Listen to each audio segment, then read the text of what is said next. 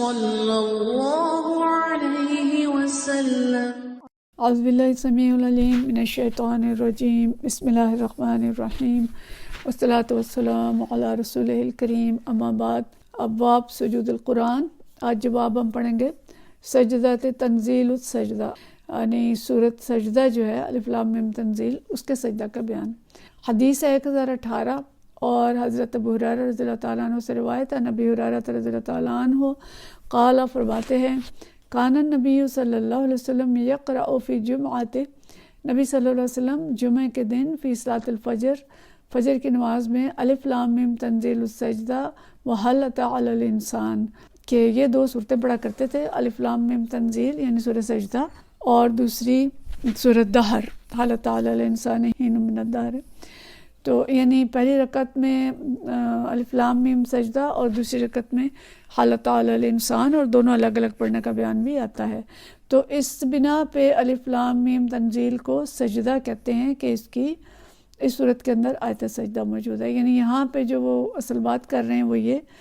کہ یہ صورت جو ہے اس کے اندر سجدہ ہے، یعنی ان کا بیان یہ ہے کہ صورت تو الف لام میم تنزیل ہے، لیکن السجدہ اس کو اس لیے کہتے ہیں کہ اس کے اندر آیت سجدہ موجود ہے۔ تو یہ ہمیں دوسری بات پتہ چلی کہ سورہ سجدہ کے اندر بھی سجدہ ہے۔ تیسرا جو باب ہے سجدۃ صاد، سورہ صاد کے سجدہ کا بیان۔ حدیث ہے 1019 اور یہ حدیث جو ہے عن اکرمہ عن ابن عباس رضی اللہ تعالیٰ عنہما قال فرماتے ہیں صاد، سورہ صاد لیس من عزائم السجود، کہ سورہ صاد کا سجدہ ضروری نہیں ہے، وہ عزائم السجود میں سے نہیں ہے، یعنی یہ ضروری نہیں ہے سورہ صاد کے اندر کو سجدہ کرے، چاہتا ہے تو کر لے، نہیں کرنا چاہتا تو نہ کرے۔ اچھا پھر اس کے بعد خود ہی کہتے ہیں وَقَدْ رَأَيْتُ النَّبِيَّ صلی اللہ علیہ وسلم يَسْجُدُ فِيهَا، کہ میں نے نبی صلی اللہ علیہ وسلم کو سورہ صاد کی آیت کی تلاوت کے بعد سجدہ کرتے دیکھا ہے۔ اب یہ اس حدیث کے اندر تھوڑا سا ہمیں پھر ہو جاتا ہے کہ اس کو جو لکھتے ہیں مولانا معین الدین خٹک رحمۃ اللہ علیہ جو شیخ الحدیث تھے، وہ یہ کہتے ہیں کہ حنفیہ کہتے ہیں کہ نبی صلی اللہ علیہ وسلم کا عمل جو ہے وہ اولیٰ ہے اس سے کہ ہم ابن عباس رضی اللہ تعالیٰ عنہ کی رائے پہ عمل کریں، جبکہ وہ خود یہ تسلیم کرتے ہیں کہ نبی صلی اللہ علیہ وسلم نے یہاں سجدہ کیا ہے۔ تو جہاں تک اس بات کا تعلق ہے کہ سورہ سجدہ جو ہے اس کا سجدہ واجبیہ میں سے نہیں ہے، تو حنفیہ کہتے ہیں کہ ابن عباس کا اپنا اجتہاد ہے، اور ہمارے ہاں جہاں جہاں سجدہ تلاوت ہے وہاں سجدہ واجب ہے۔ اور ایک روایت یہ بھی ہے کہ نبی صلی اللہ علیہ وسلم نے فرمایا کہ اس مقام پہ یعنی سورہ صاد میں حضرت داؤد علیہ السلام نے جو سجدہ کیا ہے وہ سجدہ توبہ کا تھا، کہ اللہ تعالیٰ نے ان کی لغزش معاف فرمائی، اور ہم جو سجدہ کرتے ہیں تو یہ شکریہ کے طور پر کرتے ہیں کہ الحمدللہ اللہ تعالیٰ نے ہمارے بھائی حضرت داؤد علیہ السلام کی لغزش کو معاف کر دیا اور انہیں اپنی بارگاہ میں مقرب بنایا۔ یہ جو حدیث ہے یعنی کہ یہ شکر کا سجدہ ہے، یہ سنن نسائی کے اندر آئی ہے فی سجود القرآن۔ تو یعنی یہاں پہ اب ابن عباس کہہ رہے ہیں کہ ضروری نہیں ہے، لیکن فقہ حنفیہ کے مطابق اور ہم بھی یہ سوچتے ہیں کہ جہاں نبی صلی اللہ علیہ وسلم نے سجدہ کیا ہے تو آپ صلی اللہ علیہ وسلم کی رائے بہرحال حضرت ابن عباس کی رائے سے مقدم ہے، اور یہی وجہ ہے کہ پھر سورہ صاد کا سجدہ بھی متفق علیہ سجود میں سے ایک سجدہ ہے۔ اگلی جو حدیث ہے یہ پھر سورہ نجم کے بارے میں ہے، باب سجدۃ النجم، سورہ نجم کے سجدے کا بیان۔ قال ابن عباس عن النبی صلی اللہ علیہ وسلم، اور اس کو حضرت ابن عباس نے عبداللہ بن عباس نے نبی صلی اللہ علیہ وسلم سے نقل کیا ہے۔ اچھا، اور یہ حدیث ہے 1020 اور یہ بھی عبداللہ بن مسعود رضی اللہ تعالیٰ عنہ سے روایت ہے۔ عن عبداللہ بن مسعود رضی اللہ تعالیٰ عنہ ان النبی صلی اللہ علیہ وسلم قرأ سورۃ النجم فسجد بها،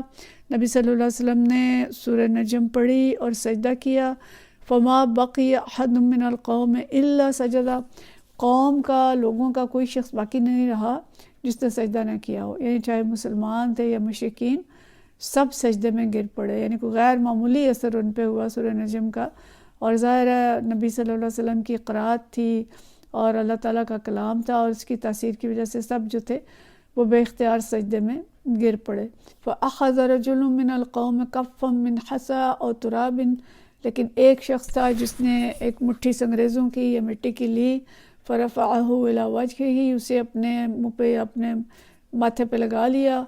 وقال اور کہا یکفینی ھذا، میرے لیے کافی ہے،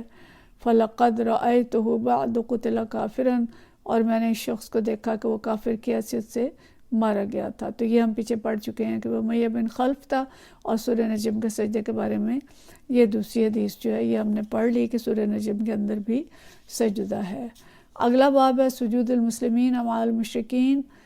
والمشرک نجس لیس لہ وضوء، کہ مسلمانوں کا مشرکین کے ساتھ سجدہ کرنا، اور مشرک ناپاک ہوتا ہے، اس کا وضو صحیح نہیں ہوتا۔ وکان ابن عمر یسجد علی غیر وضو، عبداللہ بن عمر رضی اللہ تعالیٰ عنہ بغیر وضو کے سجدہ کر لیتے تھے۔ اچھا، اب یہ تھوڑا سا اختلافی مسئلہ آ گیا ہے، اس مسئلے میں اختلاف پایا جاتا ہے۔ جمہور اہل علم اور جمہور فقہاء اور ائمہ جو وہ کہتے ہیں کہ سجدہ تلاوت بغیر وضو کے جائز نہیں۔ سجدہ تلاوت کو وہ نماز پہ قیاس کرتے ہیں کہ جس طرح نماز کے لیے طہارت لازمی اور ضروری ہے،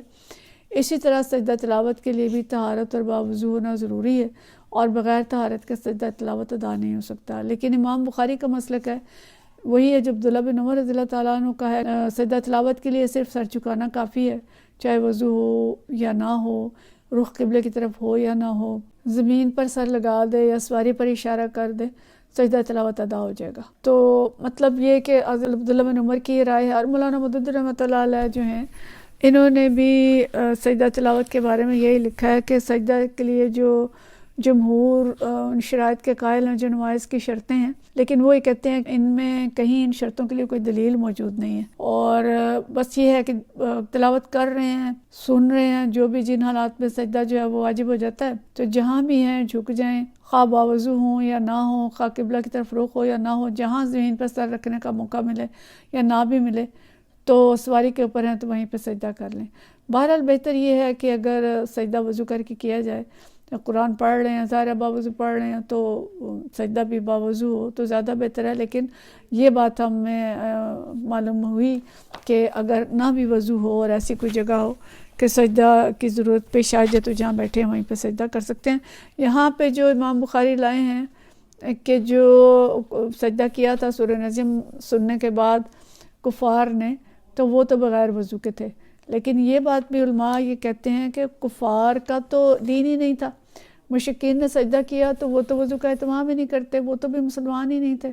تو ابھی تو وہ شرک کے اندر ہیں تو ان کے وضو کا سوال کہاں سے پیدا ہو گیا؟ تو مشرکین کے کسی فعل سے حکم صادر نہیں ہوتا، مشرکین پر تو نبی صلی اللہ علیہ وسلم نے اس بنا پہ تنقید ہی نہیں کی کہ وہ بنیادی طور پر مشرک تھے، تو پہلے وہ شرک سے پاک انہیں کریں تو پھر اس کے بعد سجدہ تلاوت کا موقع آئے گا۔ لیکن بہرحال علماء کی اس کے بارے میں بحث ہے، اور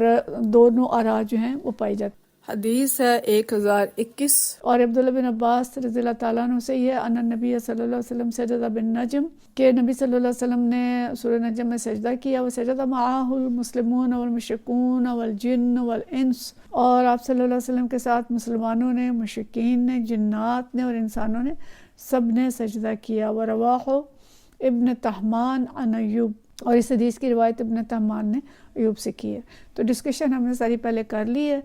کہ سجدہ تلاوت جو ہے بہتر یہ ہے کہ وضو کی حالت میں کیا جائے، لیکن اگر کوئی ایسی سچویشن ہے کہ چلتے چلتے پڑھ رہے ہیں، گاڑی میں پڑھ رہے ہیں، اور اگر وضو نہیں بھی ہے